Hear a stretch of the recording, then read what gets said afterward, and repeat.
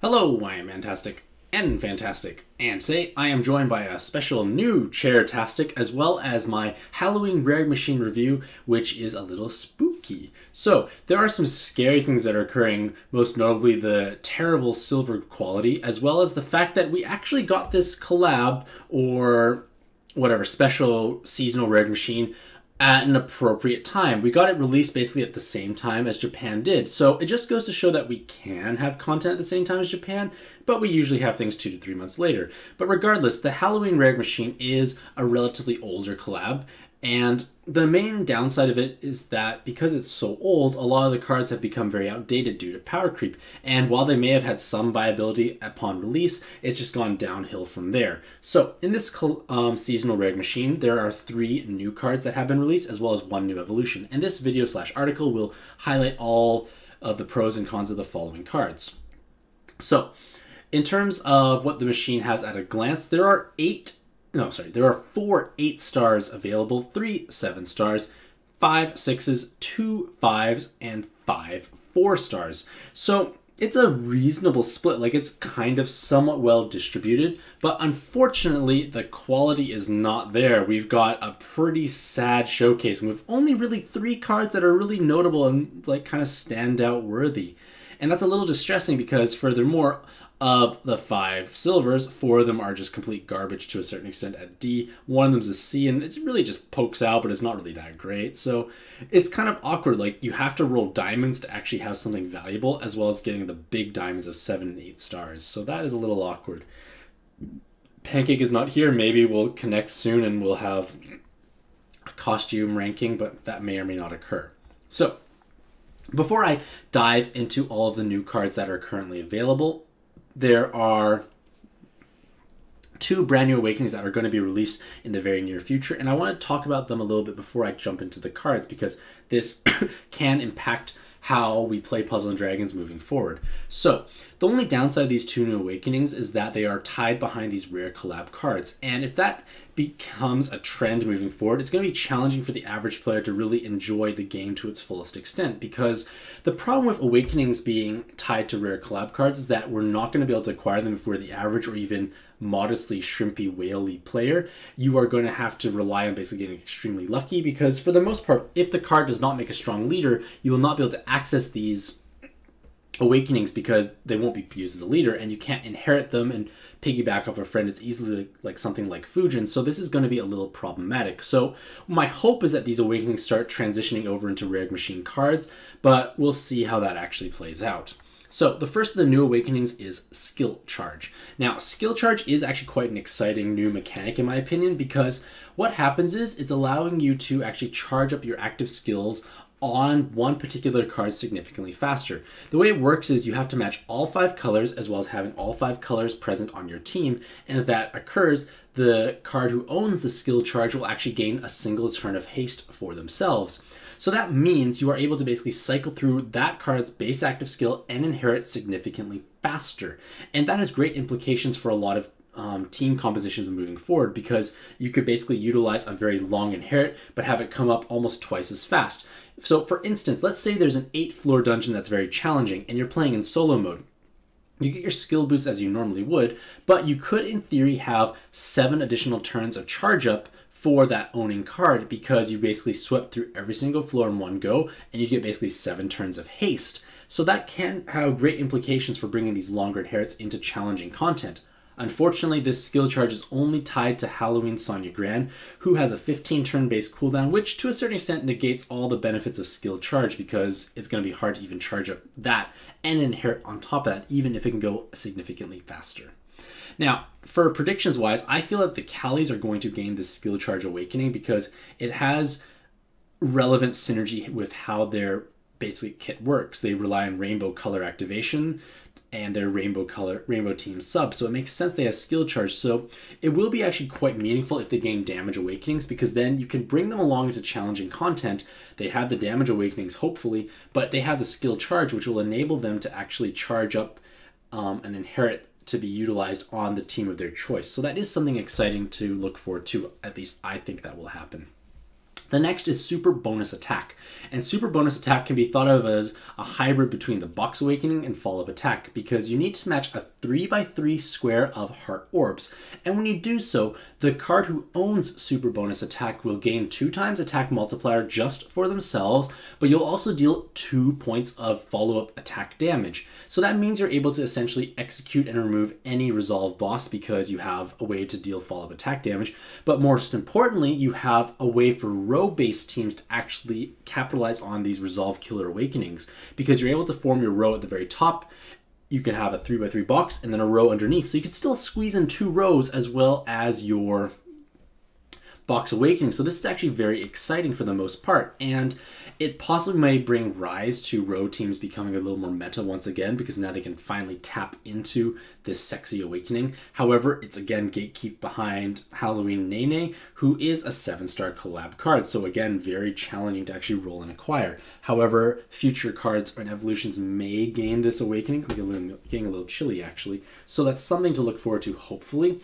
But one other point I want to bring attention to is the fact that it's providing 2 damage worth of follow-up attack value. So what this means is we may start encountering bosses with like super resolves where they would basically be killed, but then they live with 2 health. So that would bring further need to have owning a Super Bonus Attack awakening, or you could conversely bring 2 follow-up attack cards or make 2 heart columns, but those can be challenging to do for the most part, so hopefully that's not the case, but it might be something to think about in the upcoming future. So, without further ado, let's go over a quick review of all the cards and their pros and cons. So, Halloween Xiangmei has definitely a wider subpool than she did beforehand. You do have an active skill which has niche uses for farming applications, and they can be purchased for 500,000 monster points, and they come ready to use. Unfortunately, they're very outdated as a leader, they're orb hungry as a leader, and you should really not buy this for 500,000 monster points. It's a terrible waste of monster points, and they have relatively poor sub value for the most part. Because the problem is, Xiangmei used to actually be a very top tier desirable card. However, it had a very restrictive team. You need to basically run duplicate Xiangmeis to get the full value and effect out of it. And there are very few cards you could actually run efficiently to actually capitalize upon her leader skill. Now, the problem with that is system-based teams have fallen out of favor because you basically need to dedicate 4 active skill slots to producing a system, and that means you only have 2 actives to use for utility, and harder content will not allow that to happen, so system teams have fallen out of favor. Xiangmei itself needs 9 hard orbs for activation, which is challenging because you need to have 9 hard orbs and then enough of your damaging orbs present at the same time.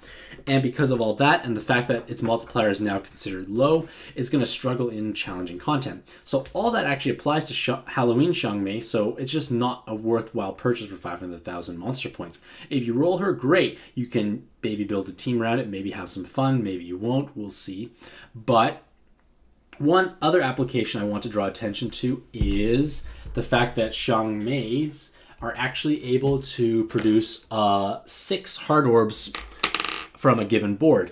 And that has applications for Cosmic Trinity farming, because a lot of Cosmic Trinity teams will change the entire board to their primary color orb, and then they need to produce at least 6 hard orbs to produce the Box Awakening to deal with the Azoth spawn, or to form a column for follow-up attack, or if it's the green one, you simply just make 2 separate combos and get 2 different rows. So this has applications as a niche inherit, but again, not everyone has a Cosmic Trinity carry team available. Mel gets you by if you don't have a pixel card, so it's not necessary. Certain individuals may like this for their Yogg team if they're unable to pick up, say, Beach Miru, but again, is it really worth 500,000 monster points when you could just in theory use Weejass, who makes 6 orbs? I guess Weejass has a longer cooldown, but niche nevertheless.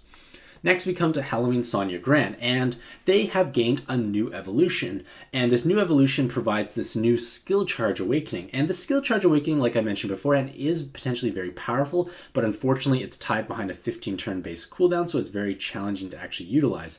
They have a God Killer, which is beneficial in certain dungeons, but one application of Halloween Sonya Gran is a potential pairing with the new Sharius Roots evolutions, because this way it will actually provide you with basically the team will now have health and recovery multipliers, so that's important instead of having just one of the other. Like, you can build a team of just only recovery, but it's a little challenging. You might get killed by a big hit, and only health means you can't actually stall and heal back up. So you need to have both to truly succeed, and Halloween Sonya Grand does at least enable that to happen.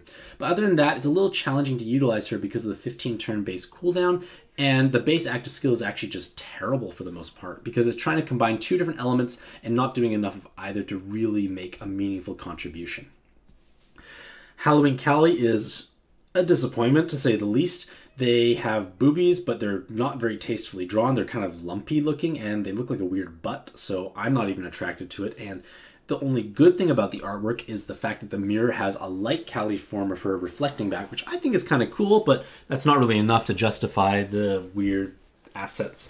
But other than that, she is essentially a dark form of light Callie, which means she doesn't produce heart orbs. And most rainbow teams need heart orbs for activation, but even if they don't, you still want to have heart orbs present because you want to actually utilize a board changer, deal damage, and heal at the same time. So if you remove that option, you are going to have a very challenging time in harder content. So this is why Light Callie is considered a very poor quality Godfest exclusive, and why Halloween Callie is a terrible 8-star collab. Like, I wouldn't be a far stretch to actually say that Halloween Callie is the worst 8-star collab card or seasonal card available in Puzzle and Dragons. Like, it's just terrible.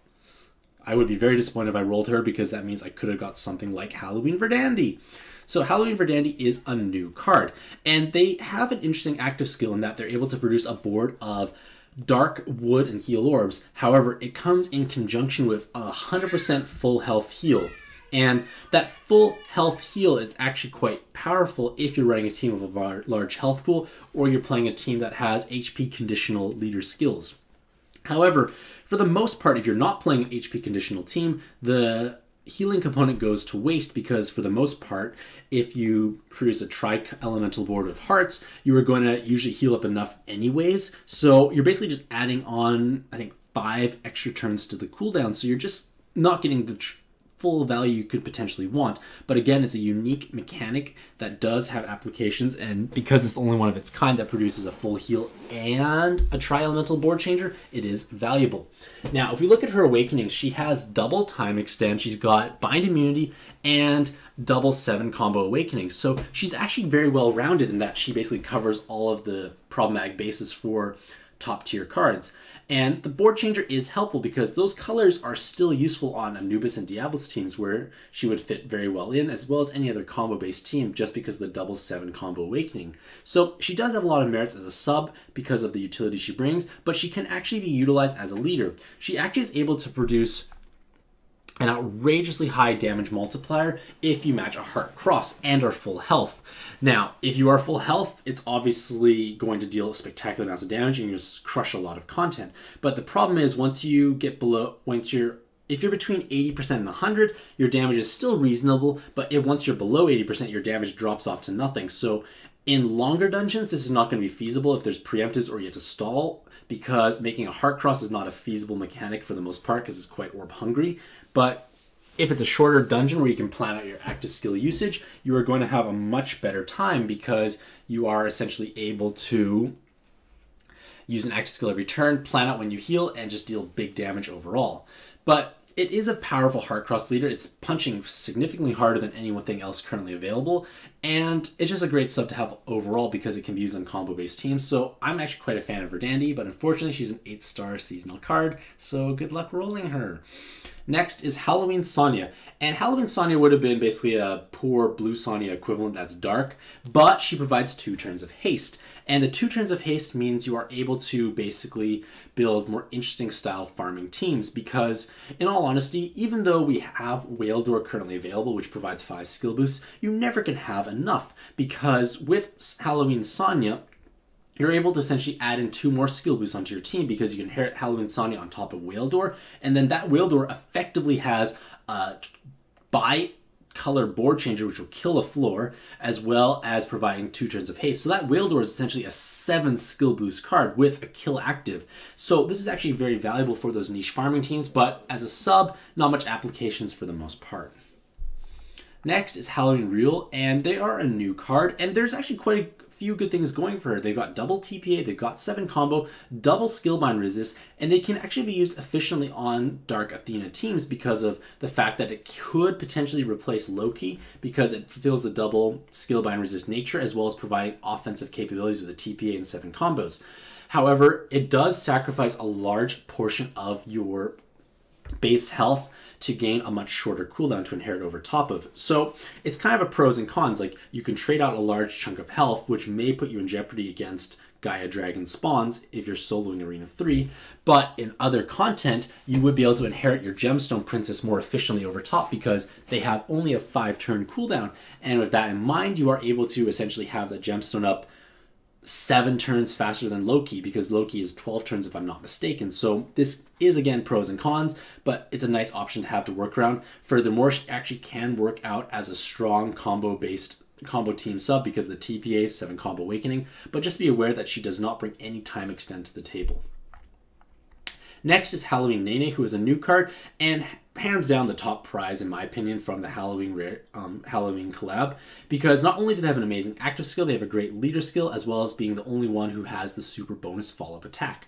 So let's look at all of these one at a time. So their active skill is able to produce a board of dark, water, hearts, and 2 turns. And +2 combo count. So that's amazing for combo teams, great for Dark Athena because of the colors, and it can utilize on Anubis, Blue Hunter teams. It's just a great color board changer overall. You get to heal, and the +2 combo count is good on every single team currently available.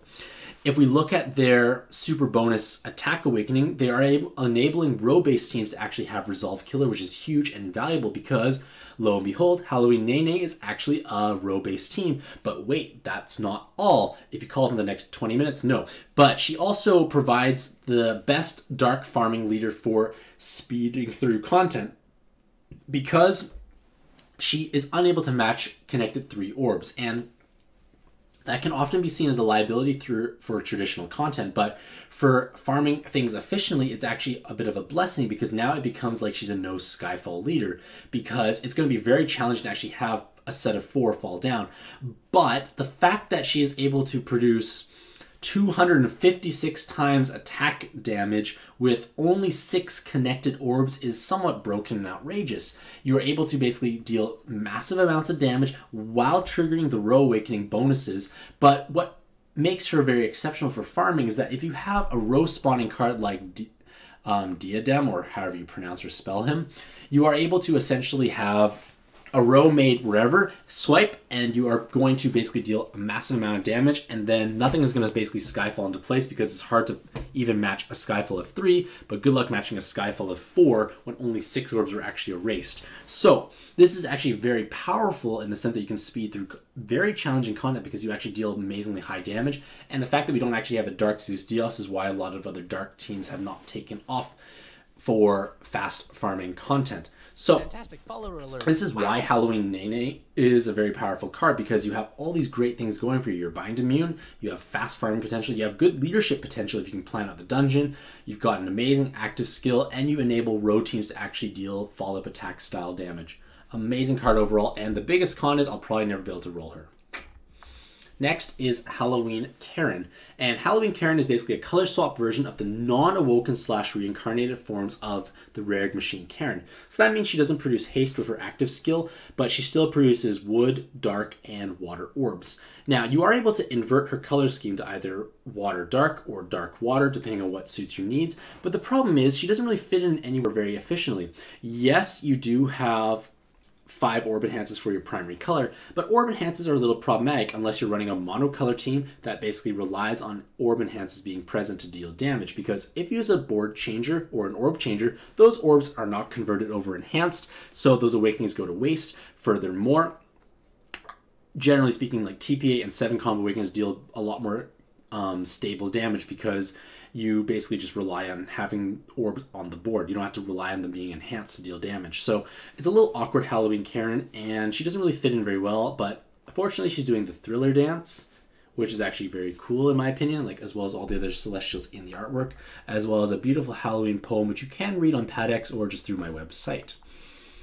Halloween Rosule is another C-ranked card because unfortunately, like, they are an offensive soft bind clearer, but the need for a soft bind clearer has been diminished. Like, Roswell did gain popularity and viability when Ronave was a powerful leader, but that only occurred really because she had the correct colors coverage as well as the ability to clear binds. But at this point in time, most of the top tier teams are bind immune. You don't need to rely on a soft bind clearer, and if anything, you're going to bring a hard bind clearer nowadays.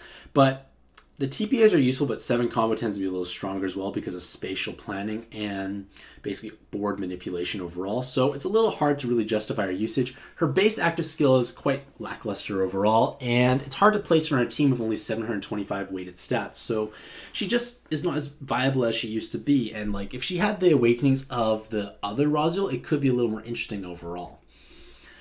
Halloween Layla is an interesting card in that you produce a guaranteed row of Dark Orbs, and this has beautiful synergy with Halloween Nene, because when you're chasing Halloween Nene, you're probably going to roll lots of Laylas in between.